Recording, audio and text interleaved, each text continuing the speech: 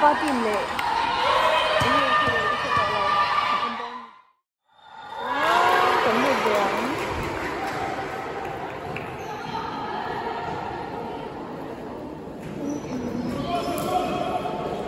Tại sao nếu ôm cái xe, à kế tiền nào mình là gì lâu mình sẽ lấy, thế nên tụi đi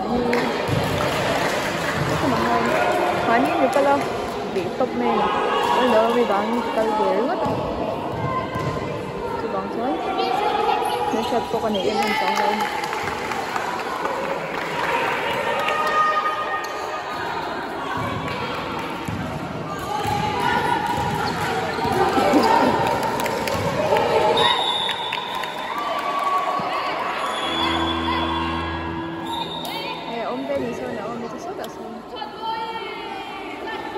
Asin lampang ni ako mitin ni.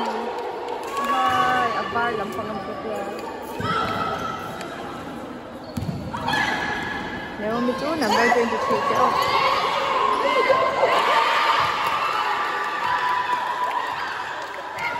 Anh phát tin hoa cho cần em sẽ thấy sáng đôi nhỉ nè.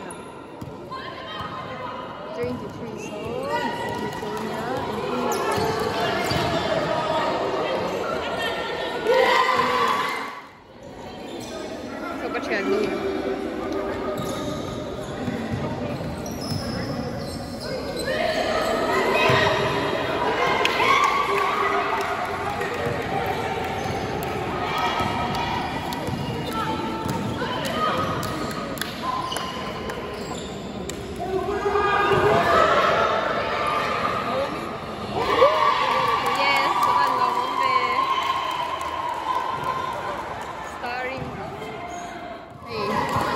Yan. And về mấy chỗ nhỉ? Em nói mà vẫn hay đâu khác.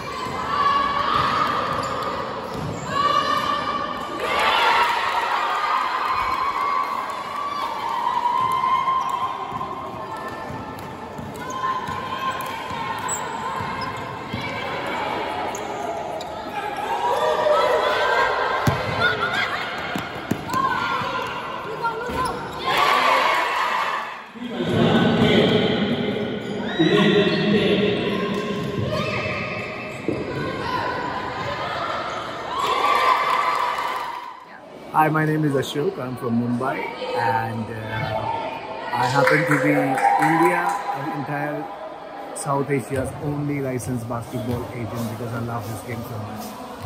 And he has an awesome bike, a Harley Davidson. Yes, I'm a biker. I've been a biker my whole life, and I ride a Harley Davidson Super Glide Custom. It's just a small bike, 1600cc. Oh, you're just humble, yeah. So humble. No, because it's small for me because I only ride a 1600cc. So in my brain, I need a higher kick now, you know. So a 1600? 1600. Triumph or what? No, I'm gonna go for a rocket now. Oh. So either I'm gonna go for a rocket or I'm gonna go for the BMW Tourer. So that's my next bike. Alright. So can't wait to see the bike review, a custom review. Yeah. New spray paint. He's gonna have his Harley Davidson Repainted yes. With a basketball theme, and the reveal is in December, and it's something that nobody has done with the Harley Davidson ever in the world, I guess, because I've traveled around a lot, I've biked around a lot, and I haven't seen anybody do a basketball themed bike. I've seen people in America do the NFL team, the ice hockey team, but never a basketball team. So I'm hoping to be the first unless somebody else does it before me. So when will we, where will we be able to see the review? December. I mean where? I'm based in Mumbai, so I'm gonna do the reveal there. But I'm gonna put it on Insta and social media and all basketball circles as well. Alright, may I ask how people will find you on Instagram? So I have my own sports management company which deals primarily into only and only basketball because I am a basketball agent. So I am on Archangel_sports on Instagram, and my personal Insta is Asholution. That's ASHOLUTION. Alright, I will be putting the link on my description, so we will be able to see the reveal on December. Alright, thank you. Thank you. Pleasure. Bye-bye.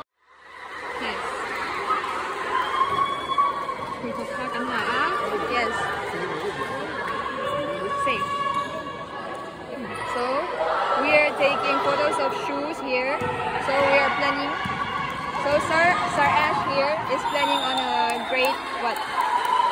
YouTube video. Yeah, for a YouTube video. Miss Priyanka, right? Yes. Just I am. Priyanka. Priyanka. All right. So now my new name is Pui. Pui. Pui. Pui. Oh, We call her Pui. Now he called it Pui. Because Like- it's a cute name for her. Yeah. What's the meaning of Pui? You know? What? What is the meaning of Pui? What is the meaning of Pui. Puing? Like, Pui, what does it mean? Like, Some in literal Mizo, Pui is like hey, right? And but sometimes if we use it for names, like sometimes we call our close ones like Mapui, and that is how we call the what who we care dearly for. So Pui is a nice name. hi Pui.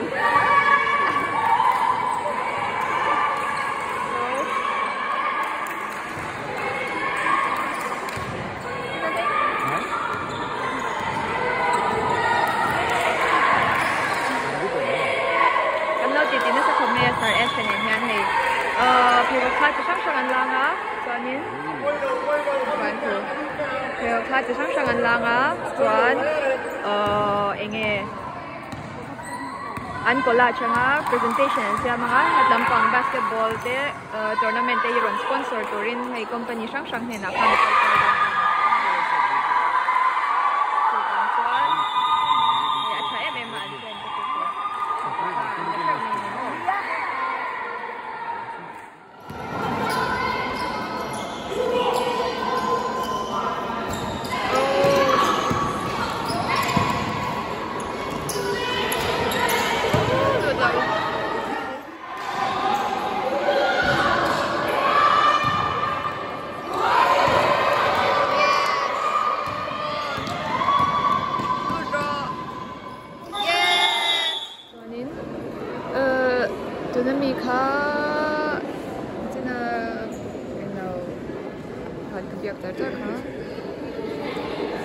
Siya tutu basketball ni Jerry in tin siya kain nun le lo join ti thi to lo join kan lo in betar tara plan tha tak tak ania join ti khan phi khop tha de kha langa an tin hian phi khop than la nga chi sang sang phi khop nal deu te kha join in ti khan basketball tournament ron sponsor thei turin company sang sang khan be don ta ni join an chen ho chun boy khop mai Join aron kal bezia dona join school inter school competition dekha aron ko barbe bek don ni join yang tournament de aron sponsor thainan hian company te min biak sak don ni chu fel khop mai ama soi dan join yang hian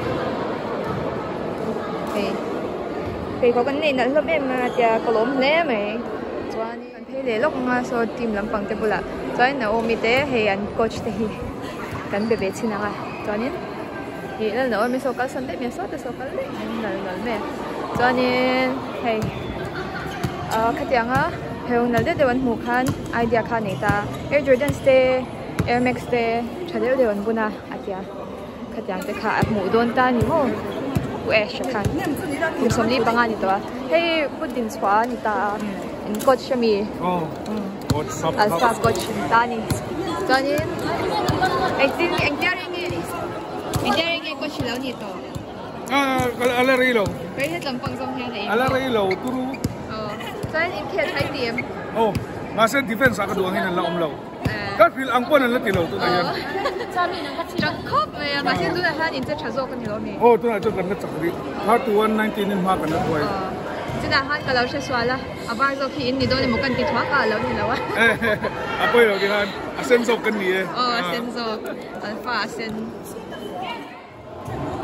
Hey, Naomi le. Ay, no, kamay mo na.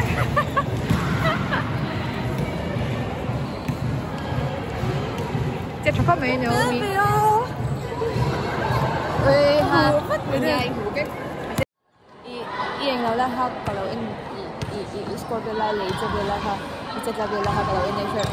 Jangan pun kita tutup semua. Jangan start tutup je ni tu share. So I practice bela tu nem kasar. Mah, I practice bela tu nem. Practice leang. Don't know when tak dikira. Ai cái gì là? Ini jangan mula tungin bihan. Jangan bihan. Jangan den turun kok mai mo. Thank you for coming. Apa ngai ini ya? Apa ngai ini? Ngai itu ngai itu. Dan Mary ni so ini saya di free ta. Siapa? Bagai dua sini tahu. Ai saya kan tim market cuma ini. Kan refi ai ada. Ano me? Tim market lah. Các bạn junior team mà rốt trên cái gì? Nó bằng theo Việt Nam này. Hey, team thơ rồi cả. Chẳng giống vậy. Nhưng chút cái thì lâu thì hắn thơ ở chỗ kia. Nào, mỗi cái số ý năng mà như một cái tiếp theo cho năng mà ăn cơm mỗi cái số nó mình xem cho nếu mình cái thì bây giờ chắc còn lùi đi mất. Nó như nào vậy? Cái TV hay chuyện gì vậy? Hay à, cho nên mà sẽ ăn ngọt cái gì thay để ta nên chịu ăn. Thank you. Mấy cái phong ngày nha. Để con cái này. Nhá, cái công ta là mấy cũng như phải tìm lắm thôi.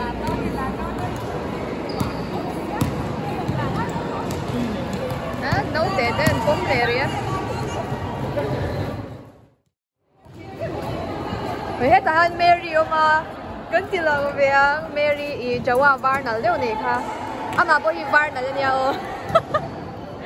Cho nên thì hiện hay free ở đây trong ta ý thoát qua về tới. Thì hiện nhìn chua cho nên nhìn lâu judge về thì nam mình. Rồi. Coincidence là giờ có một time gần này. Cho nên anh ấy ý hôm nay tới, mình thấy nay tới. Rito dar so bani đấy ha. Dar khát yên kêu đồ ha dar so bani anh khen shot thấp to. Bây giờ cái gì anh khát. Hun hi vong dik cái này thì hi kan shia alo mom mo. Tụi lại mi hậu chân hun hin vong dik to là vậy xem. Cho nên hey, Allah trong hiện kan han là việc xin rẻ rẻ nga. Cho nên anh muốn nó biết mẹ anh nhìn kêu thì anh nhìn là anh nghe với nhìn kêu thì anh nghe tiệm.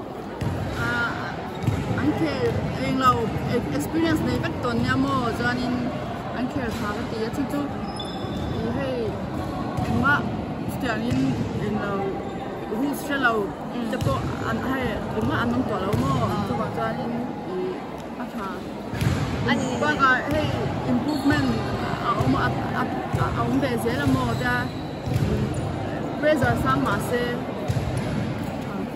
ก็อันนี้เลยให้อาม่ามีสกิลแล้วค่ะเราคือตุกไปเขาตัวเราเองโอ้จุดตักจูให้กี่มานี่ official ให้กันไปหมดตามโมก็ตัดตัดค่ะจะ rules ค่ะกันเก่งโคตรตากันทำชัดจวนอินอันมานี่พวกเขา improvement ของเบสอัน improve เบสไงจีน่ะสิบกว่าโลของเอ็งจะเรียกยังต้นค่ะมีปะเอ็งเราแข่งได้ทุ่งได้ลีได้น่าเป็นเท่ากันมาอันนี้จวนจวนเนี่ยตัวต้นจีน่ามีจวนเนี่ยตัวต้น bye bye thank you จวนเฮ้ยอันหาท้องตัวเห็นไหมเ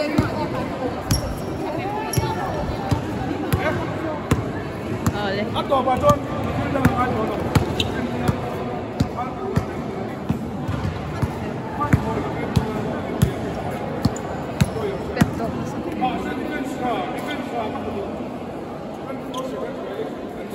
Defensa, lo muovi poco la ogni coach tu po'.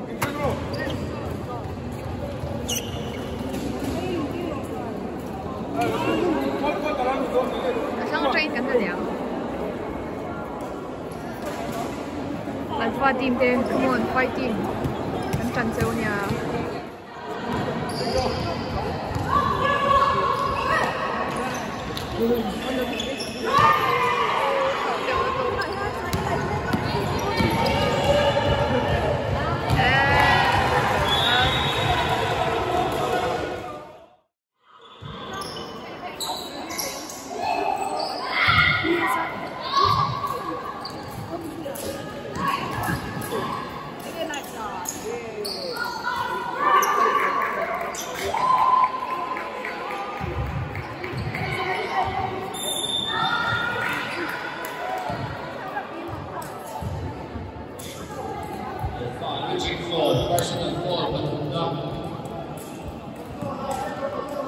Tuna kontak Mary na umitik ha, baga girls sa niya, so anin, kinaan man itong tangkante, pero isa yan.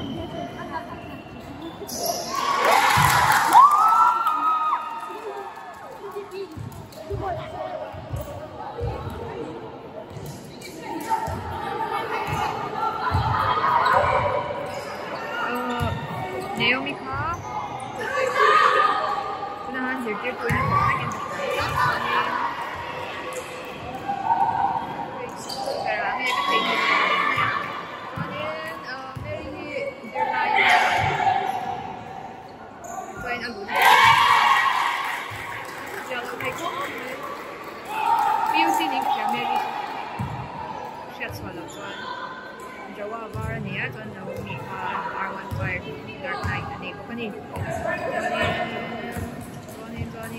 basketball and catch MBBA qua team BB chỉ là nhà America chúng là cho thành qua team mà không có là bớt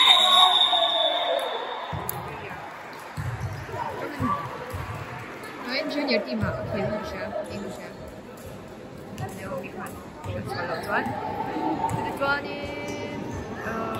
chẳng có sorry extra cup thì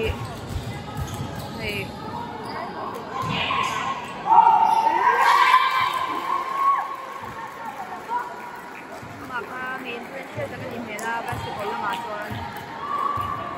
Maka, taga, mershet, at kaya ang bugya ko.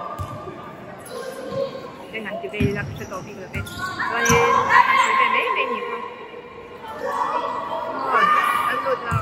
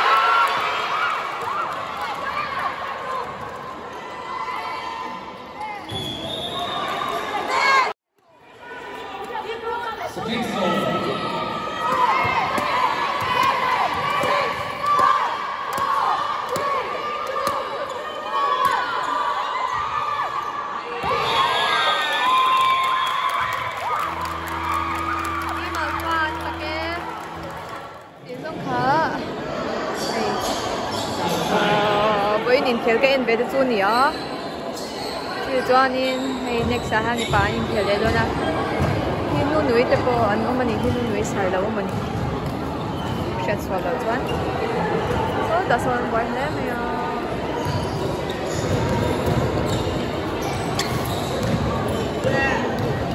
vậy in thì phải về nha. Về đâu mình đang đến.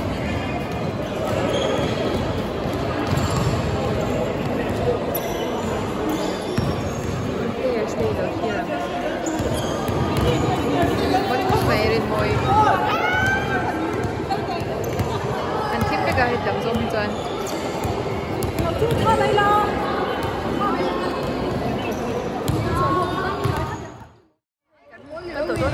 Meron sa uli, ito niya man yan yung keldo na. Doon, ni han til kanay doon ni. Kaya chukot may. Robot ko may. Loti. Travel nito.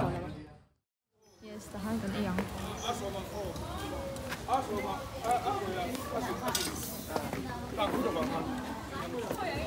Anh chị chukot may. Thank you, Miss. Vlog cả cái nắng đó đúng không? Oh, bây giờ lăng cái đó gì? Apa saat nak be? Apa lagi be? Thiên Yang. Tahan ni, so jalan ni, tama ko jalan. Kan? Henry, nggak lo kecil kalau sih lo, Henry di sini atin di mana intel lain mo. Gimana mo?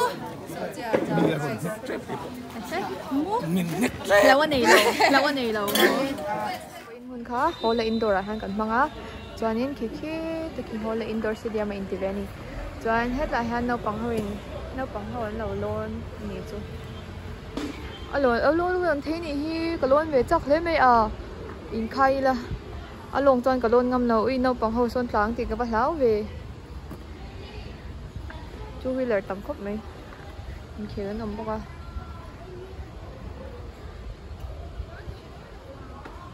In tlang e o. In tlang chuan ana ve don nia.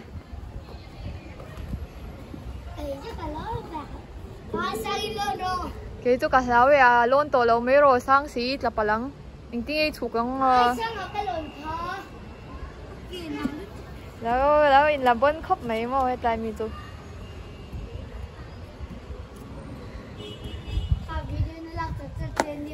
Video anh cảnh là cái này YouTube anh lo anh đón nhau.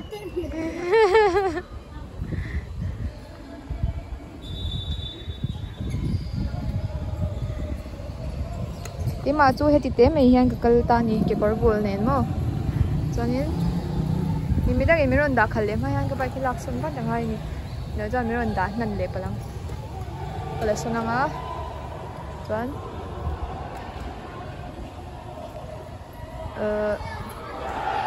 thế là xuân interview vấn đề mấy cả